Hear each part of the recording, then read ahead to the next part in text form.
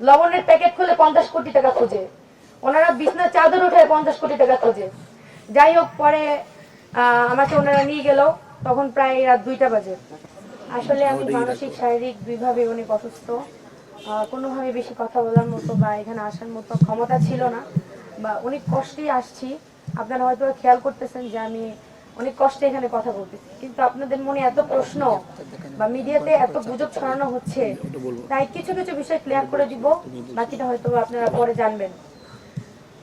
আমি আমাকে যেদিন অ্যারেস্ট করা হয় রুম থেকে, সেদিনই হসপিটাল থেকে রিলিজ পেয়ে ঘরে মানে বাসায় আসছি। আমি টানা 4 দিন হসপিটালে ছিলাম।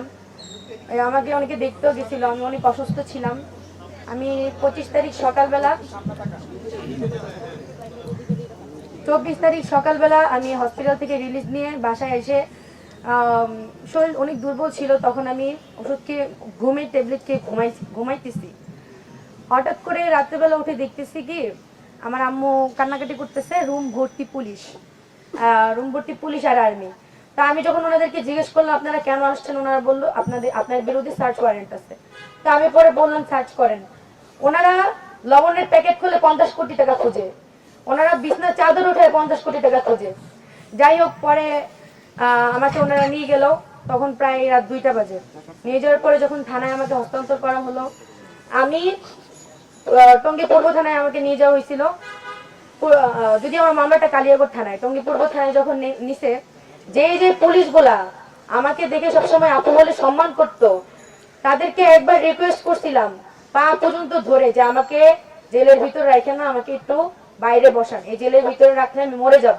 জেলের অবস্থা এত খারাপ ছিল। ওনারা আমাকে যে ব্যবহারটা করছে আমার সাথে, যাই হোক এই বিষয়ে বাদই দিই। তারপর যখন আমাকে কোর্টে নেওয়া হইলো, আমার আম্মু এমন একজন মানুষ, সে মানে বাড়ি থেকে বাজার পর্যন্ত চিনে না।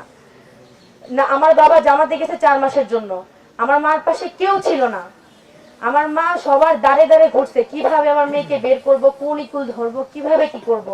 3 দিন পর দেবদূতের মতো অপু ভাই আসছে, গাজীপুরের আহ্বায়ক, অনেকেই আসছে, অপু ভাই, রাশেদ ভাই, রুদ্র ভাই, মহিন ভাই, মসিন ভাই, তাদেরকে আন্তরিকভাবে ধন্যবাদ, তারা আমাকে অনেক হেল্প করছে।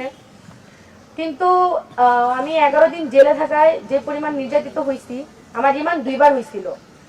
প্রথম যখন আমি বৃহস্পতিবার মহিলা গাজীপুর জেলা কারাগারে যাই, রবিবার আমার জামিন দেওয়া হয় ম্যাজিস্ট্রেট কোর্টে, তখন ওইখান থেকে জামিন নামঞ্জুর করে রিমান্ড দেওয়া হয় আমাকে। ওই রিমান্ড শেষে যখন আমি কালকে পরশুদিন যখন কোর্টে যাই, তখন আমার মামলার যে আয়ু এসআই ফারুক, উনি আবার রিমান্ড চায় আমার। উনি এভাবে রিমান্ড চাওয়ার জন্য আমি ভাবছি এবার রিমান্ড হবে না, এবার আমার জামিনটা হয়ে যাবে, কারণ 12 তারিখে আমার এক্সাম। কিন্তু উনি রিমান্ড চাওয়ার পরে আমার উকিলরা বেশ কিছু প্রমাণ দেখায়, আমি আমার পক্ষে আমার যথেষ্ট নির্দোষ হওয়ার প্রমাণ আছে। ম্যাজিস্ট্রেট যখন আয়োকে জিজ্ঞেস করে এজাহার নামা ছাড়া কি 1 নম্বর বিবাদীর পক্ষে আর বিপক্ষে কোনো প্রমাণ আছে, উনি আমার আয়ু বলে যে না, কোনো প্রমাণ নাই। আমার পক্ষে সমস্ত প্রমাণ যখন আমার উকিলরা ম্যাজিস্ট্রেট কাছে দেয়, ম্যাজিস্ট্রেট তাও আমার 2 দিনের রিমান্ড মঞ্জুর করে। আমার রিমান্ড মঞ্জুরে আমার কোনো কষ্ট ছিল না। আমার 12 তারিখে পরীক্ষা, সেই পরীক্ষাটা দেখানোর পরে উনি আমার জামিন মঞ্জুর করে। তারপর আমার ভাইয়েরা ওইখানে যথেষ্ট আমার জন্য করছে, ওনারা না থাকলে হয়তো বা আমার রিমান্ড কখনোই এরকম না মঞ্জুর হয়ে জামিন হইতো না। ওনাদেরকে আন্তরিকভাবে অনেক ধন্যবাদ।